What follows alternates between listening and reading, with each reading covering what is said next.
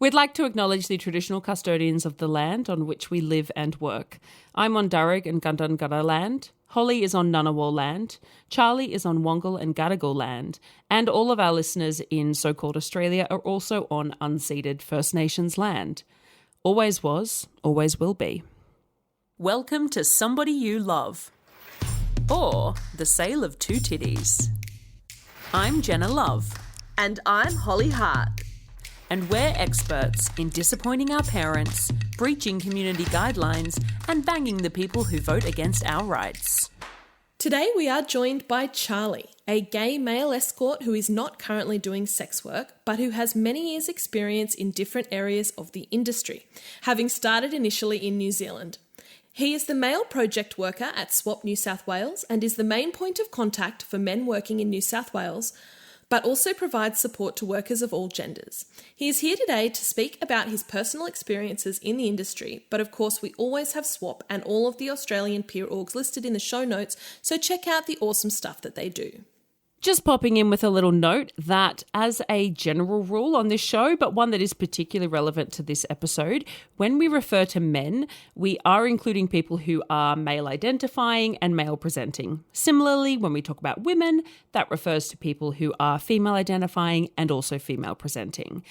It's not at all unusual for sex workers to adopt a gender identity, expression, or presentation for the purposes of work that is different to their own.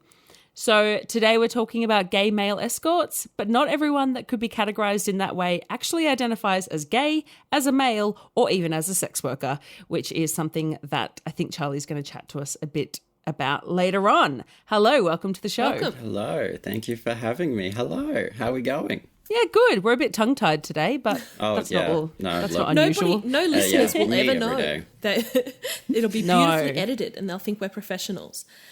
First up. Oh, you could add it in. You could add it in. Why not? Just keep it guessing. Add it in. I love it. First up, tell us the Charlie story. How did you get into the industry and what has your journey been like? It's been a whirlwind. It's gone by super fast. Like I think there was definitely a time where I did not see that I would be here on a podcast talking about my sex work history at all. I never would have thought that was an option. So I started in Aotearoa, New Zealand, just over 10 years ago. And I started when I was quite young. When you reflect on like kind of where it all started, would have been primarily camming and doing online work. And then I started full service not too long after that. I was living in like a shoebox of an apartment by myself. Couldn't find any work at all. And I'd also just kind of gone through a bit of an unfortunate situation. And so it kind of led me. I don't like saying even led me, because I used to say that a lot. Like I used to, when I was younger, say I was in sex work for the wrong reasons and all that. But like, there's no wrong or right reason really. And at the time, I definitely wasn't even calling it sex work. I, wasn't I wasn't the utmost mentally health. I wasn't the picture of mental health. Let's say that. So I wasn't really looking after myself. I wasn't, never considered, that there'd be support, that there'd be any sort of society around that I could reach out to, all of that. And, there were definitely some really, really beautiful and interesting clients that I came across. And then, there'd be the unfortunate situations I ended up in. And I did that in Aotearoa for a good year, and then I kind of got a bit overwhelmed and ran away, let's say. I ran over here, which was luckily pretty easy for me because my parents, before I'd moved over here, were actually here, so I just kind of moved in with them. And then I'd stopped for a while. I completely stopped and needed to sort some shit out. I was doing it, when I got back into it again, I did a very similar thing of doing on and off online work, falling back into webcam work. And then, I kind of started advertising again because I was like, oh, I really, really do miss it.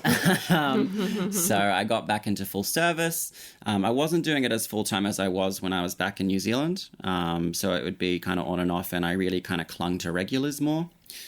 And yeah, so I did that for a good while, for a few number of years. And then right after I'd done about 8 years of exploring sex work and all of this, I finally came across SWOP, which would have been lovely to have before I started. But again, I just was not even thinking that I could reach out or that there'd be support around. So even, again, really weird timing that I'd stopped doing sex work right when I joined SWOP as well. Focused on SWOP, and and now I've just returned, very, very recently just returned with just a regular so far, and I'm doing like on and off online work, but whether or not it sticks after World Pride or not, we'll see. We're going to jump straight to a question that we received from a listener. It is, hookup culture is quite prevalent within the gay community historically, from beats to bathhouses and more recently apps like Grindr and the like, which has enabled men or male-identifying presenting folk to find other men or male-identifying presenting folk to engage in anonymous transactional sex. Anecdotally, I have heard it said or suggested that a gay man wouldn't need to hire a sex worker because he or they could easily get sex by engaging in one of these known avenues. Have you experienced any of these kind of attitudes, and would you say that it presents a competition? Oh, yes, I've experienced it. I think, look, everyone's experience is completely different in general, but absolutely I've experienced it. It's interesting. I think the easy, straightforward option is having an ad, and generally people coming to you from that ad will book for money, you'd hope. I mean, you'd hope, because generally there are always those clients, regardless of where they're coming from, asking for discounts, freebies, whatever. Yeah. But this isn't always like the option, right? And it's not always the only way people work. It could also be, you're having a slow moment, you're having a slow time or a slow month, and you haven't had any clients book in a while. So you start to kind of consider other options. And when there's a plethora of apps and websites and everything being used, it's kind of like, well, I may as well. I started, interestingly, so when I started doing full service ads, my first ad was on a website in New Zealand. That was primarily like a dating and hookup website. So I kind of started it off this way. And I found it actually, comparing here in New Zealand, I found it way easier in New Zealand to not only negotiate with people on the apps and websites that had, these free sex options all around. But I would also get more inquiries more commonly from men on Grindr asking to pay straight off the bat without me even having to ask anything. And I've had that more over there than I've ever had here myself. And I was kind of thinking about this when I looked at this question, and it was, I kind of think I can pin it down to back then when I was living there, everything seemed a lot more discreet, for lack of a better term. And I think a lot of guys there that were looking for sex, if they identified as straight or married men, I think somewhat maybe they found it a bit easier to navigate that way, maybe in their minds. I don't know. That's as close as I've come to it. But yeah, it was interesting because I've not really had much success when I've tried to do it here myself. But yeah, over there, completely different story. I think there's definitely competition, but based into the context and who you're kind of talking with at the time, a lot of it can just fall straight into the time waster category. And it's kind of like, is it really worth your time in the end a lot of the time? If I was talking to guys off these apps and websites, I think it would definitely be, opportunistic or hustling. Mm-hmm. I'd often try to get them to start talking about what they're into. And sometimes they could say like a kink or an interest. And I'd use that to kind of negotiate further. Like if they were into BDSM, for instance, right? I'd find a way to say something like, I've done that before when guys have paid me. Or I could be convinced to be tied up. I'll go wild for as long as you like with you if you want to put a number on it. Oh, I love that. So there was kind of ways that I would, and it wouldn't always work. Like the amount of times I've been just absolutely straight up blocked, I've lost count. But I can't say it didn't work for a select few. And I think like, even when you look at it, some people's kinks can revolve also around financial transactions and often as part of dom sub play. So I found that maybe that's also a factor for some guys. I've also done this like negotiating here and there in bars and beats, and it's definitely worked like once or twice there. But the majority of time looks like I've insulted their firstborn because, God forbid, there's a hooker talking to me, you know? Yeah. And it's not always been, you know, foolproof. There's some, like, there's nastier sides to it, too, where I remember trying it in a beat once in Wellington, and he had agreed, and then after the session, he didn't give me the money and just bolted. So, you know, I guess get the money first, again, is always the prime thing there. I think, honestly, all in all, it had a pretty big impact, though, on my own self-esteem when I was younger, because it's not always going to work, and again, it's not always worth the time. And the really unfortunate thing, and quite ironic thing, really, about a lot of these apps like Grindr and websites, and even OnlyFans as well, like how whorephobic they actually can be. And just your profiles get deleted or shadow banned of anything relating to sex work in your profile. So I think, you know, there are ways where in your Grindr profile, for instance, you can like allude to it. But if Grindr, for instance, caught wind of it, or if you got reported, it's so common to just be instantly completely blocked from it. So yeah, it's a very, yeah, opportunistic's the right word for it, I would say. You were saying it had an effect on your self-esteem. Did you mean a negative? Yeah, because like I kind of just took it as whether or not they just weren't interested in paying for anything. But I really kind of internalized it as like, it's definitely me, took it as huge rejection, being like, I am the monster from the lagoon kind of thing. It's just, I'm hideous. Like, you know, it just went all the way down that spiral. Yeah. Whereas, it's much more likely that they had issues with paying for sex or with hookers, or I mean, that's it could have been it could have been literally anything. But that's definitely how I internalized it at the time. So outside of those more opportunistic avenues, where does male for male sex work take place in Australia? Like you talked before about maybe wanting to work in a brothel. Are there brothels for men? There was. There were two last brothels in Sydney that I know of. One called Delivery Boys, which I believe actually closed before COVID, and then Night Call was the remaining one, and that closed during COVID. And I'd signed up with Night Call during COVID they'd moved to an online only model, and I'd signed up with them for a good year.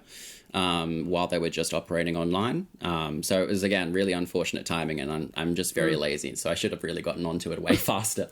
But yeah, no, so their website's still up and running, but it's unfortunately gone. And it's now, I believe it's a different brothel. I think it's a female brothel now, and it's in a different location, but like the owners have opened it up that way. I'm pretty sure that's what it is. So in terms of like where it happens now, you know, the beats and the saunas are still options, but again, that's very much opportunistic and here and there, and if you can get it. Next to everyone really is independent working at the moment. There are like a few massage parlors here and there that can happen in, but yeah, no, largely it's independent at the moment. It's a bit of a shame, isn't it? Yeah. Well, one day, hopefully. Yeah. Well, yeah, and I try to keep my ear to the ground just to kind of try and catch wind if there's a male brothel that's opening in, because again, I really want to just give it a go. Yeah. But I mean, I know brothels in general struggled so much with COVID, so obviously that's totally a factor. Yeah. And I guess you having not had the experience working there in the past, do you know if what the issue is? Like, is there not enough demand, or Yeah, that's a really good question. I think it could be that maybe there's not enough demand in terms of you put COVID aside.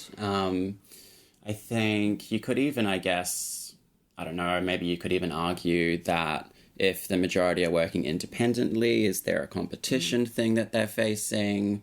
But at the same time, like, did it have that much of an impact at the time? Like, I think it's kind of hard to know, really, from what I know. Yeah. Something Jenna and I find really important working in this industry is the solidarity that we find in the community, and in particular the ability to share safety information and resources. Is there a strong sense of community among gay male sex workers? How do you find each other? How do you connect? Yeah, I was asking myself that for a solid 8 years. I think with a select few here and there, like the guys who have gotten to know each other, or maybe have done doubles, for instance, they're definitely, or again, like even from when the brothels were opening. But the community all in all now is, it's very hard, I find, and you really kind of have to be out finding it, and you have to really be out searching for it and talking to people, and it's not as just accessible and easily come by. And I think a flow-on effect from places like brothels closing and to everyone working independently is that we all kind of faced COVID isolation for one, but that's really kind of, I think, stuck around, and I think there's heaps of different reasons too. Like, for instance, for the longest time, again, like right up until I started working at SWOP, so a good 8 years, I was in this weird thing where it was just like, I didn't even consider that there were other sex workers around me, or I didn't even consider that also there'd be resources and support. It just never occurred to me. So I also never really went down that path myself to try and find it. But I think, like, over the last 2 years, it's really become apparent to me how much the community is needed, and just having someone to even just bounce off or just debrief, So, like, there's a few of us now who have just started a WhatsApp group. So there's, like, bits and pieces here and there, and I want to add people to that WhatsApp group the more that I come across them. So, yeah, it's not super straightforward, really, but it's definitely needed, I find, in Sydney especially. So what do you think are some of the most common barriers for independent male escorts being able to find and connect with the community? I think hugely options in general. There's just not many options out there for community that I come across quite easily. But I do find a really interesting possibility, and this came out of, I definitely lived through this, of a kind of an internalized stigma of sex work. And I say that in terms of not really calling yourself a sex worker. So, like, throughout all that time, for, again, good 8 years, I didn't really like to call myself a sex worker, let alone really, again, think about the support that could be out there and all of that. So I think that was kind of a real hurdle in stopping me from actually going out and looking for friends, looking for other workers, finding support like SWOP, doing all of that. It really kind of played with it. And then, you have all the lovely domino effects of how great that's for your mental health, clearly. But I think also, I do also find a little bit of, maybe there's also, in terms of just guys talking about mental health and emotions as well, right? Like, a lot of guys, I think, were growing up with being told, like, we can't share that, we can't talk to each other, we can't do that. So I think for some people as well, I think maybe that could also be a barrier, and just asking for help and showing some vulnerability, I could go on, like, even stigmas that kind of fall on top of each other. So whether or not, you could be concerned around the whorephobia, but you could also be concerned around homophobia or transphobia or racism on top of that. So I think a lot of the barriers, I think, come really, I can pin them all down to about stigma, I think, honestly. Yeah.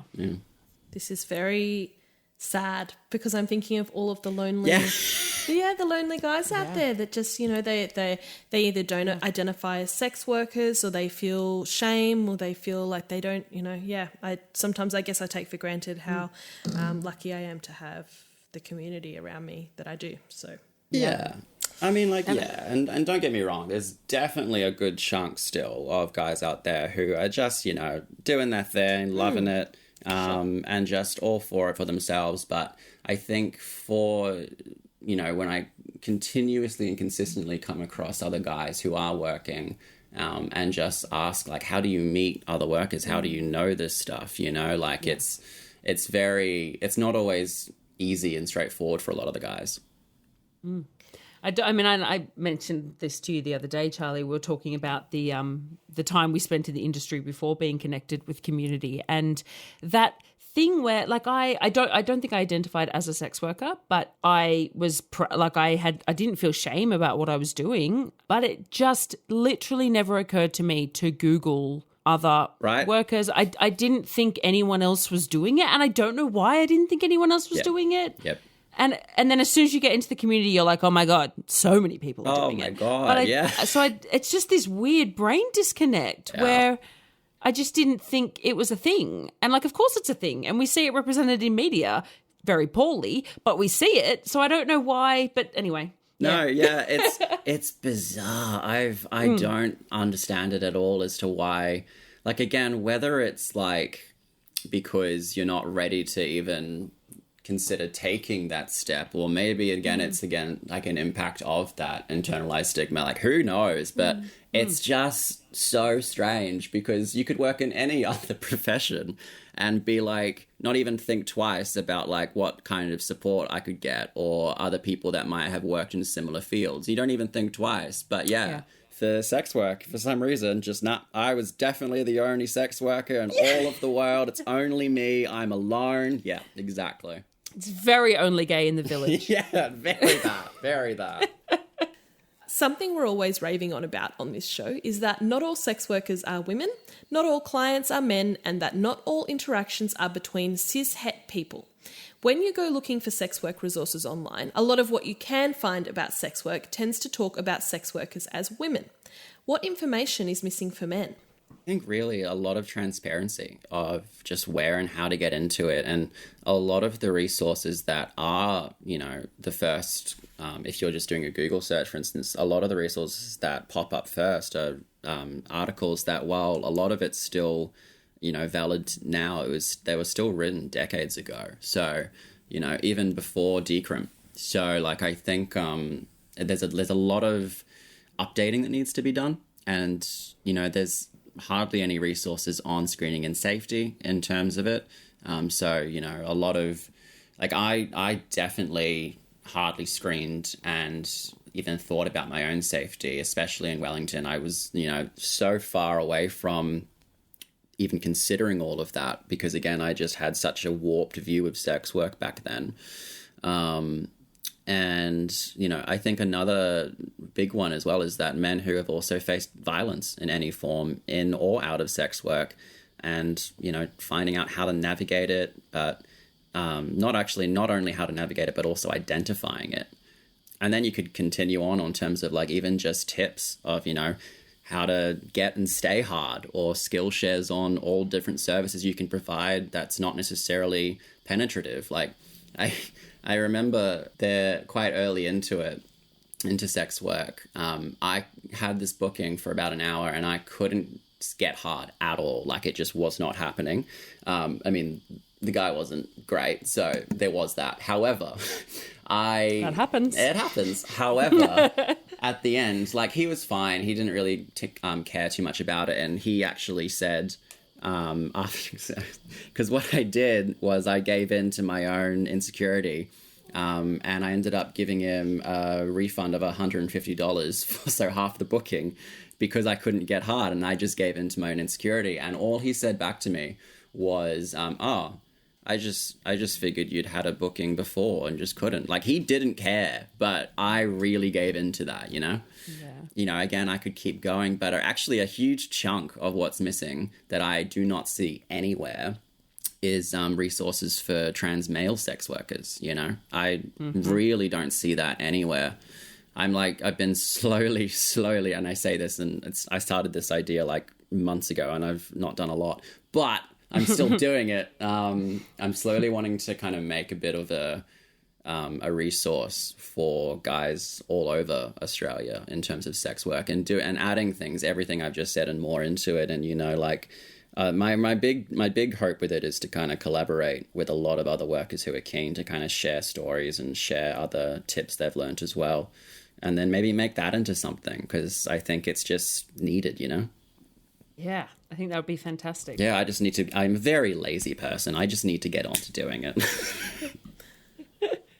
Things take time. Yeah, they take time, and then the time continues to go, and then it's like, oh, well, now I'm dead. Yep.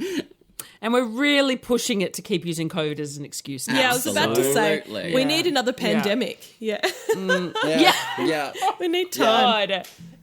Yeah, watch. Don't say that. It's one of those Curse things us. of being like, oh, I really could do with another lockdown. And then the lockdown would happen and being like, oh, I'm sorry, everyone. I'm terribly sorry. Yeah.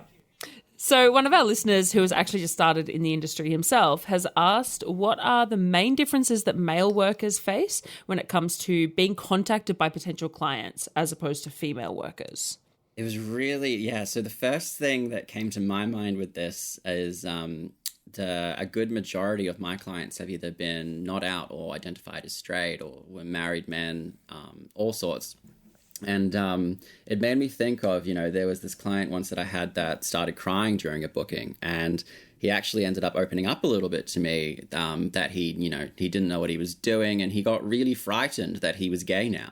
And so there's like this internalized narrative, and that impact of homophobia just really struck out to me during that. But also, it was the first thing I thought of when I saw this question, because I still hear similar things like that happening today. And I think it's definitely, people have come a long way, and, people have understood sexuality in terms of lots of different levels. But I think there's a lot of similarities with sex work in general to all genders, whoever's working. But I think really the only differences that I can really pinpoint in terms of gay male work are things like that. And I think, again, like even leading back to the previous question earlier on, where the gay males have had all these apps and websites purely for hookup culture and what have you. And historically and very misogynistically, people would have seen men as having sex as more socially acceptable, right? Or even praised. And so having that plethora of options, a lot of potential clients, again, could just block and find someone else because they have so many options. There are, genuinely, though, a lot of similarities, basically, with all clients.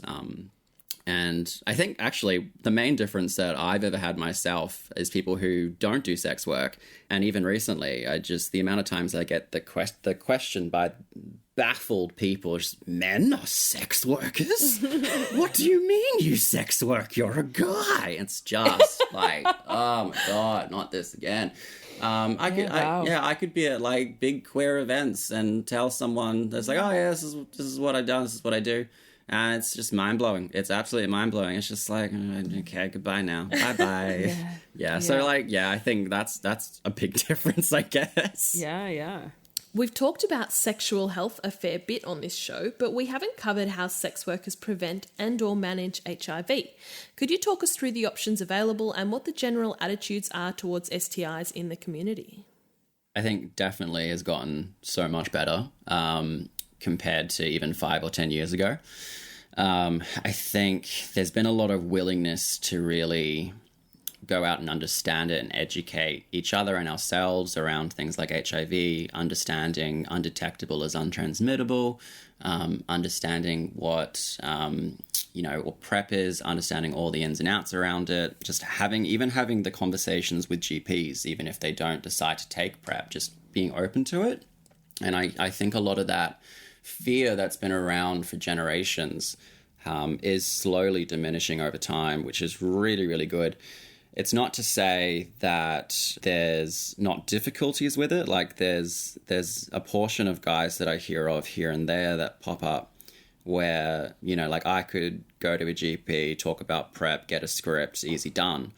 But then there's, definitely a select few that don't have such an accessible pathway for that. They may not be able to afford it necessarily, or they've got different visa statuses that kind of prevents them from even being able to put money towards it. So there's definitely, it's not always the straightforward, easy done kind of avenue that it could be. But I think in terms of testing, us as sex workers, again, are probably the people who get tested the most. And I think, even STIs as well, a lot of gay males just regularly have it into their schedule as well, right? So I think that's something that can be quite easy too in terms of even, going to get tested. I never really used to feel like I had to go and say that I was necessarily a sex worker. You say to the right nurse that you're a gay man who has sex with men, and they don't even think twice, and they just test everything, So it's a lot easier that way as well. But just, that conversation, and I think that education has really come a long way. But then you see, I saw this thing trending on Twitter, this is maybe like a week or two ago, where someone had posted something around like, PrEP is a red flag for me because it shows me that you have sex with lots of guys. And it's just like, excuse me, what? Like, what? So, like, while it's come a long way, those kinds of statements just put us right back 30 years. So, yeah. I had an ex, even myself, who I told him I got tested regularly, and he was like, well, if you get tested regularly, you must be having lots of dangerous sex, and that's why you need to get tested. And, I mean, God, what a reverse of the attitude that you should be having, right? It's purely like fear and insecurity, though, I reckon.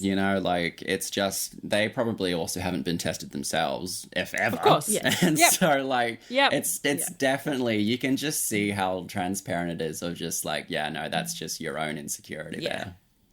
Absolutely. I posted on Twitter that I thought I was getting a cold sore, and obviously that would mean, and I have had cold sores in my life, so that means I have the herpes virus.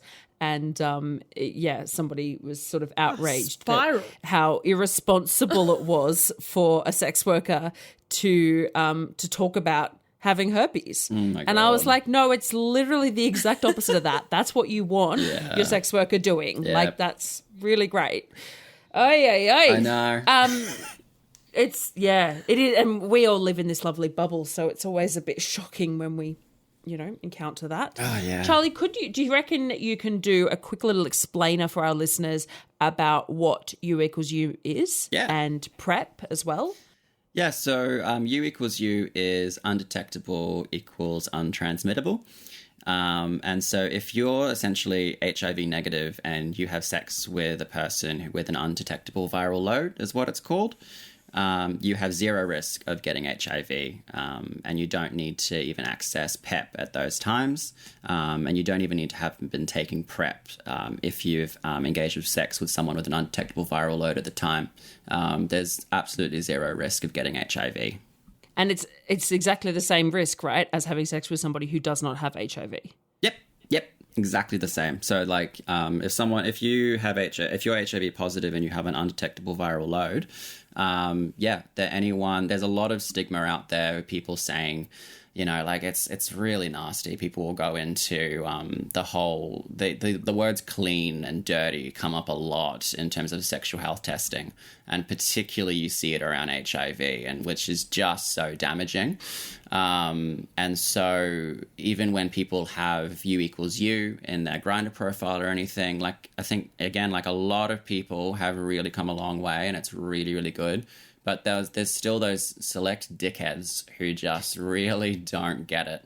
There's absolute zero risk. It's completely, fine. So PrEP is pre-exposure prophylaxis, and it's an antiviral medicine taken by someone who doesn't have HIV to lower their chance of infection.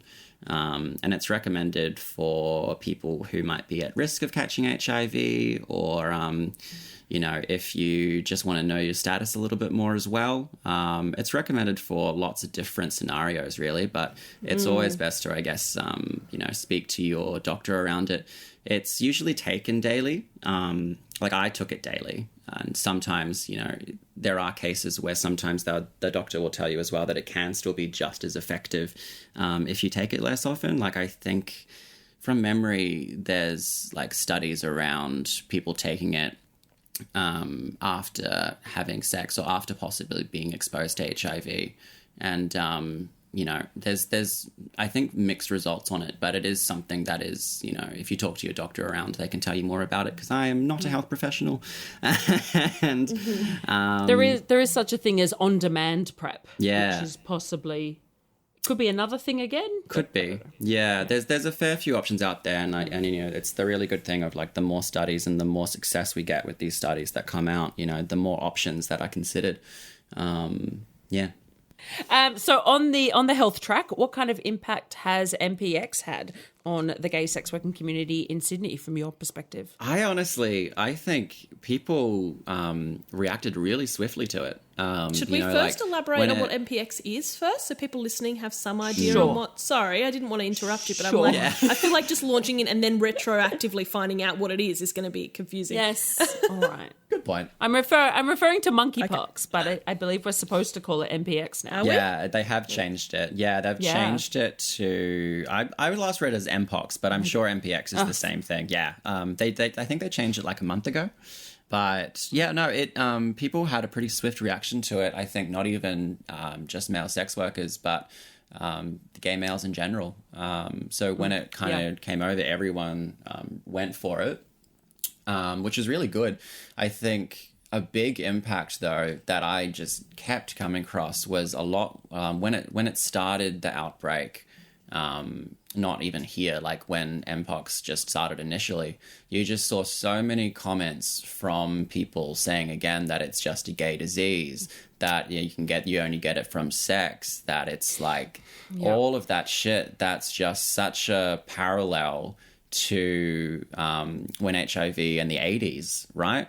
So like, again, you're just kind of bringing up all of this extra trauma around HIV for a lot of people. So it really did screw with a lot of people in lots of different ways. And it's just so disappointing that mindset is still out there.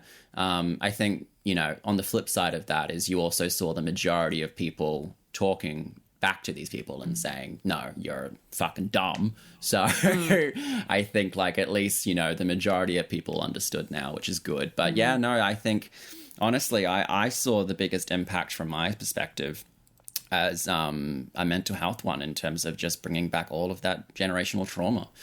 Yeah. But yeah, no, I think I didn't hear too much around, and I didn't have any issues myself with it, but I didn't hear from many people at all that they had many issues around MPOX and getting the vaccine, other than a lot of it was, you know, their own wanting to make sure that their details were kept private and being able to navigate that fairly, you know, because there were definitely some clinics and some GPs that were probably asking a bit too many questions where they didn't need to.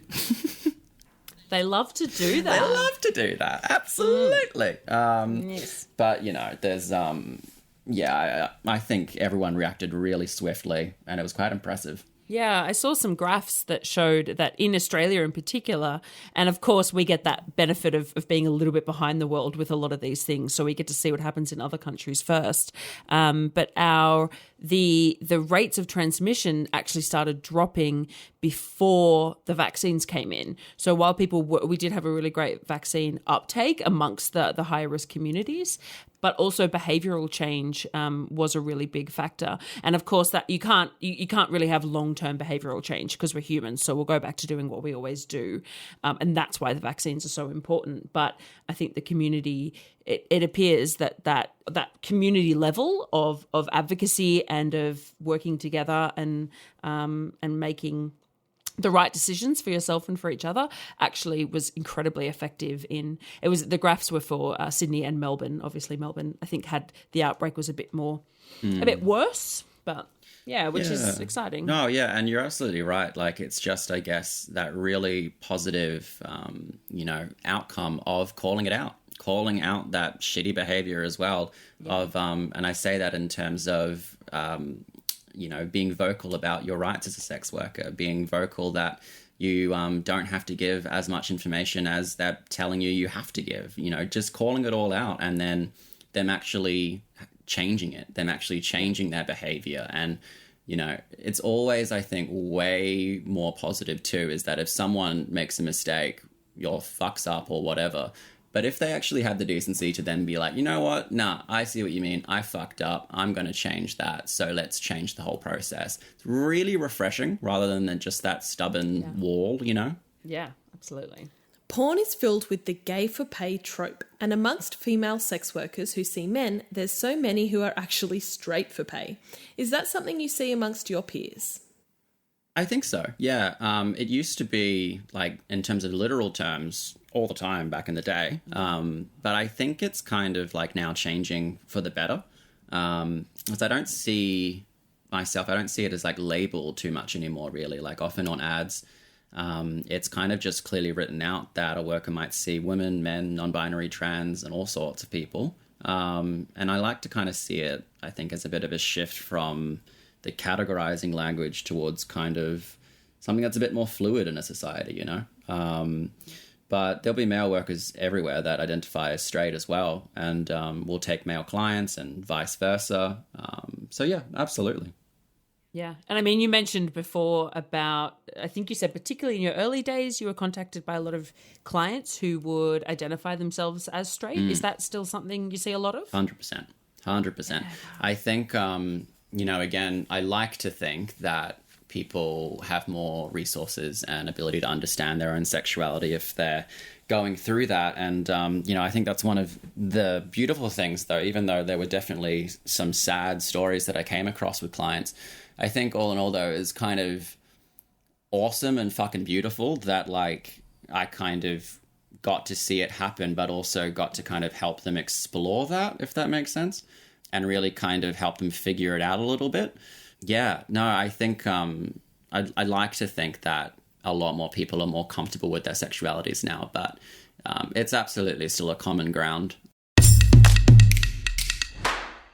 Okay, it is my favorite time of the show, and it's shit people say. Tell us a story, Charlie. Okay, so the only one that really came to me, which made me mad when I thought about it again. But okay, so back when I'd moved here and I finally decided, like, you know, probably should go talk to some sort of psychologist. Probably going to be good for me. And yeah, so I finally, you know, built up the courage, went and found one. I had a few sessions with him. He seemed fine, you know, kind of, we started speaking about a lot of things.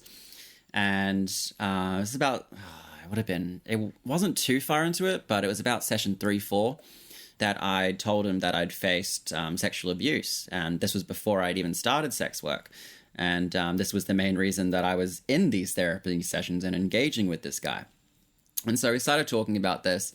And then not long after, I, you know, kind of brought up sex work, and I brought up that I've been doing it for a while and all blah, blah, blah. And then I go back for another session about 2 weeks later, and the dude spends the entire next session just focusing on sex work, trying to tell me to get out of it, that it's not a real job, that it's not good for mental well-being, just, you know, completely ignoring the fact that I just shared with him for the first time the abuse. Yeah. So so literally the whole session, and then I just stopped seeing him, and then, you know, it definitely was a contributing factor into the anxiety spirals, panic attacks I would go down rather than focusing on what, you know, I needed to do. It just kind of all got channeled into this fucked up vortex that because I'm doing sex work, I'm doing the wrong thing and everyone will judge me horribly and all of that. Yeah, it stops me, honestly, from even thinking about going back to see a psychologist again. And I think all of that trauma that I was trying to process just kind of unfortunately got lumped into sex work. And that's where I had a real warped view of sex work. Current me would have just told him to absolutely get fucked. Yes. But little old Charlie was haunted by these comments. Yeah. And I think it's just, it made me so mad. And I think it's a good reminder, though, that, you know, like, we can definitely put a lot of health professionals on pedestals and sometimes think that their word is the gospel truth. But, like, oh, Lord, sometimes it is. Sometimes they're just opposite. Wrong. Like, it's, sometimes people get things wrong. Yeah. Yep. But, like... And it's and I mean, I feel like, so the three of us here, right, are pretty staunch in terms of how we feel about sex work and, you know, somewhat decent at advocating for ourselves and what's right for us. But I know that if I had that experience today, part of my brain would be like, what a fucking idiot. And part of my brain would go, but is he right? You're awful at advocating. Like, I don't know why you, like... I know I'm awful. Not for others, but for yourself, you're terrible. I know that. But my point is that if I'm feeling that way, like that Sure. could still get to me. So the people who haven't been through the years of entrenching themselves in sex work advocacy Yes. and community, they got no hope. Yeah. Yep. 100%. And like, I do the exact same thing because like, I mean, it's also not always easy to, you're not always in the right mindset given whatever context to stand up for yourself. I remember after a real fucked day of work, it was just full on and I got into an Uber and the absolute nightmare where the Uber driver was an anti-vaxxing Trump supporter. And I was just like, I could have very much, stood up and said a lot of things to what he was saying, but I was so tired that I just basically completely ignored him, was just sitting there like, cool, yep. So, I mean, like, it's not always easy to just actually stand up. No. And so you're right too, like if you've not kind of experienced a lot or, kind of had much experience with doctors in general, especially in terms of sex work, like you don't know what's right, what's wrong. And if they're telling you, you just have to, I guess, believe it at the time. Yeah, particularly when you're going for therapy because you're filled with self-doubt and anxiety and, you're really reaching out for somebody to guide you and their guidance is your life choices are wrong. Yeah. It's like, thanks, mate. All right, cool, great. Here's $200. Yeah. That I now have to go make back by doing the thing that you like. Yeah, Fab. 100%. Yeah. Cool. Thanks for just instilling that doubt in me and making me wake up in the night and have full-on crises. Great. Exactly. Yep. Jeez. Yeah. God. What a fun time it's been having you on the show. We have talked about some pretty heavy stuff. I think you've raised some issues that we weren't aware of. Hopefully it's been really educational for the listeners. But you are just a ball of energy and you can tell you're really passionate about the work and about the industry, and I think you are an asset to the community. So we really appreciate you joining us today, Charlie. It's been lovely to chat with you. That's incredibly kind of you to say. Thank you very much, Holly and Jenna, for having me. It's my first ever podcast I've ever done, so thank you for having me. It's Pleasure. been absolutely lovely chatting with you both. Thank you. Thank you. Have a See good you, one. Charlie. You too. Bye. Bye. Thank you to our foxy little patrons. Our new giving somebody is Tira. Our even more generous somebodies are Hello, It's Me, Alex, Dave, the Ashley Stafford, the Rhiannon Rhodes, Nomad, Adele, Afraz, Andrew, Biggie, our secret admirer, our footstool, Greenie, Lachlan, Leslie, Sub London, Miss Billy, Mr. E, NK, the Ophelia Parker, Scott C, Simon, Steve, Timmy, Wheezy, Luke, and Ellen. And our extremely generous somebodies are Crochet Cat, Aaron, Adam Smith, Skippy, B and J, Andrew, Pete, the Sienna Saint, and Adam Moore. If you are a patron and I have missed you in the past few weeks, please send us a little message on Patreon. There are a few people whose names were either written in foreign languages and I couldn't work out how to pronounce a language that I can't even read. I apologise.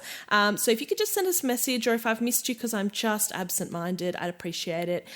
We are not ignoring you and we appreciate your support so much. Thank you.